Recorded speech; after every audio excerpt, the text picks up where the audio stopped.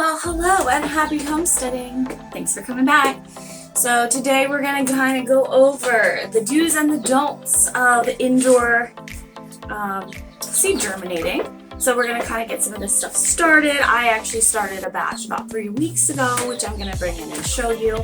I do have a really neat trick that I just learned about that, how to hardy up your plants indoors. So we're going to go over that. I just bought store-bought trays this time. Previously I had done it all by hand, and to be perfectly honest, I very much prefer that method just because I think it's just as much fun and honestly just as messy. So this year I got these little trays that had the pre-done plugs. Just add water, they expand, you break them up. Honestly, it was just as messy, so I'd rather do it by myself, save a couple bucks. But overall, I will say that the last batch that I did, between these trays and the seeds that I used, I had a 100% success rate. So I'm extremely happy. Everything came up, everything is looking beautiful. Like I said, I'll bring that out and show you. But I just want to kind of go over some of the different things and the little tricks that I've learned. With that being said, we know that I am a chicken lover, so we're going to go over some things that kind of overlap on both the chicken world and the garden world and how to make everybody friends. And I have 2 special guests to show you guys, so stay tuned and we'll get busy. I don't know that that's helping. Oh my goodness. You guys, we've worked on our manners. What are you doing? You're gonna get it all in my thing. I'm gonna lose all my seeds. Okay. So something that I learned very much, there's a few things that you need to kind of keep in mind when you're going to be planting at home. One of those being that even if the seeds are really teeny tiny in here, it doesn't mean that you need 20 of them. So that was something I kind of was very wasteful and I learned the hard way. So, oh my goodness, these are tiny. They're like mustard seeds. So you just need to put a couple. I still probably put a few more than I should, but that is only because I haven't really totally gotten faith in my growing skills, so I like to make sure that they are viable.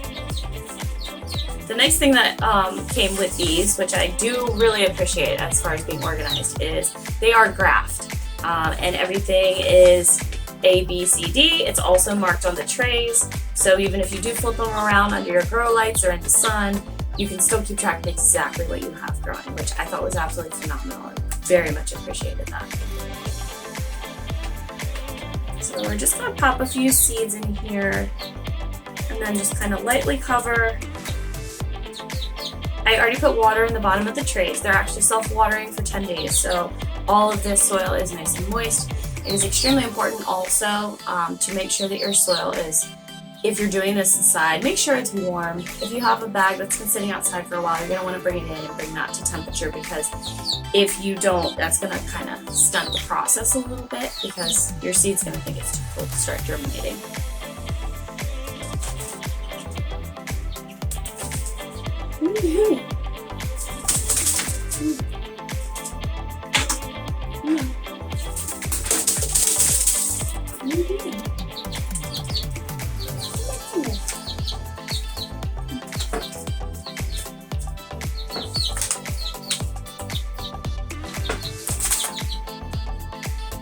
Making a big old mess. Here's my pen. You guys are a mess. Oh, there it is. Okay. What are you doing? These little peppermint seeds are the tiniest thing I've ever seen. I guess that's why they're so invasive. I mean, incredibly tiny. I can't even get them out of the bag because it's so staticky and they're so small. They're clinging to the static of the outside of the bag. Come on. So funny little thing about birds is people just assume, or they don't really think about the fact that like they're fantastic at seeing colors. So birds are not colorblind, which I'm assuming is why Cuppy is so excited about this watermelon package over here. So I'm gonna make sure to give my little cupster some watermelon. Good choice. Now birds cannot see very well in the dark, which is why they roost, but their color vision is really good, isn't it? No, no, no. I appreciate your help, but I don't really know what these are tiny as well. I may have to write to this company and tell them that their packaging is subpar. You can't get the seeds out of the packaging. It's kind of an issue. Or maybe I'm a subpar planter. As I said, what are we doing next? We're going to do something I don't know anything about. Marjoram. I really have no experience with this herb whatsoever. This is going to absolutely be new for me, but I'm very much looking forward to it. Just because anytime I can introduce a new ingredient or herb or seasoning to my life, I'm pretty excited about that. I also like to see what wonderful medicinal purposes a lot of these herbs do have. I mean, I honestly I'm blown away at what people have been able to do and remedy over thousands and thousands of years with just things that God gave us. So I'm very much looking forward to this. I have a fantastic homesteading book, which is called Backyard Homestead. And it basically will tell you how to provide for your entire family on a 1/4 acre. Now, if you have more, it'll absolutely teach you the ways that you can utilize that extra land, but it breaks it down per pound what your yield is going to be of meats and fruits and vegetables, and whether you have beehives or any sort of dairy animals for milk. So it is a very, very wonderful book. It's pretty much for dummies. It'll break it down to you. It'll tell you how to lay out your garden. Basically what is going to benefit from having other plants next to it, and then when you start your next grow season, what you should alternate to replenish the soil. So I would hands down recommend that book. I think it's wonderful.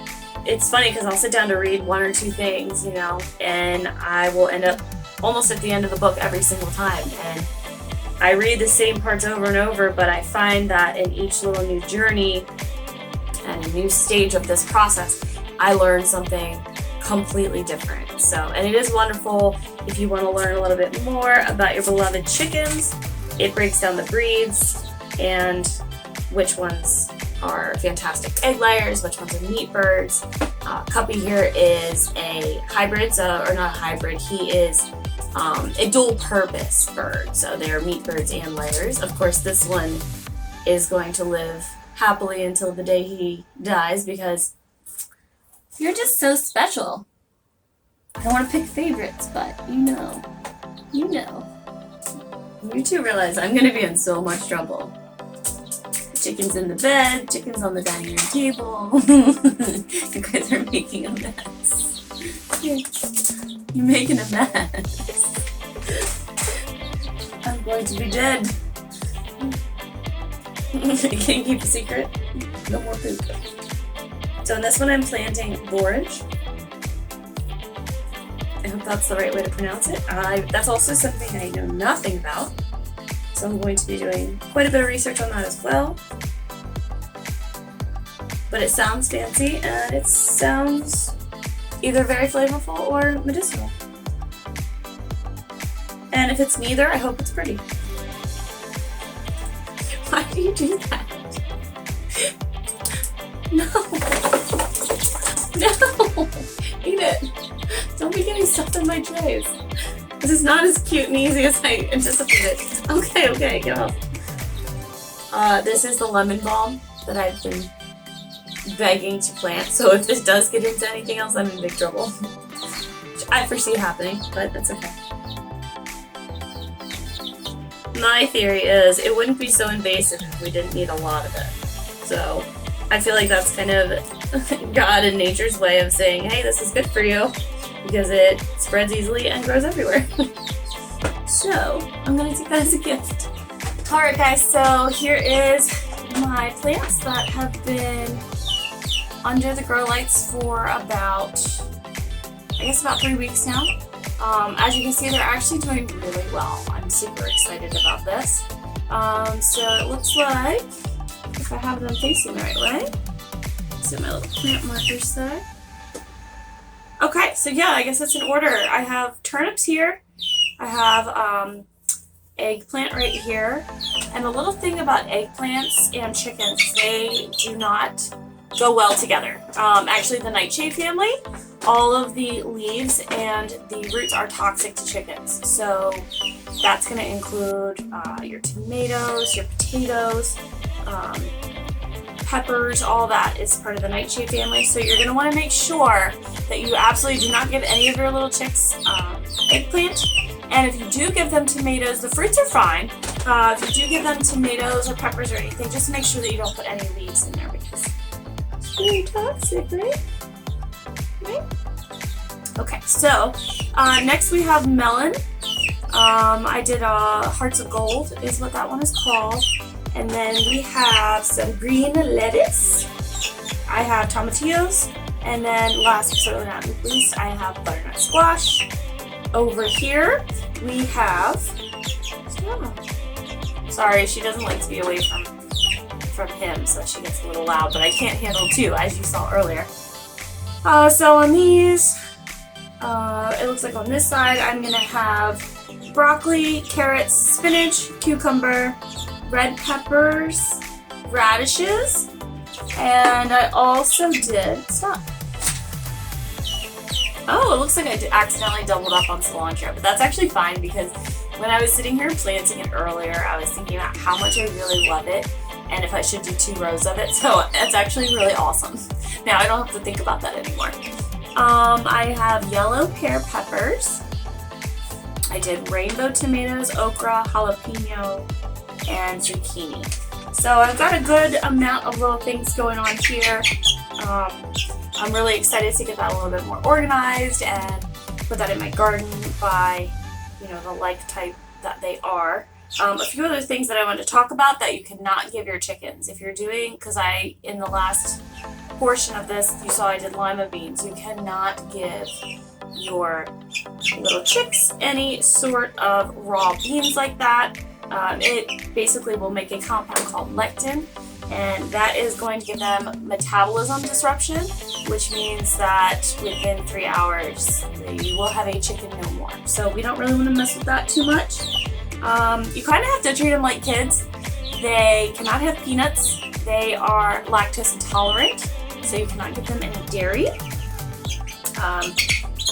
I have, stop it.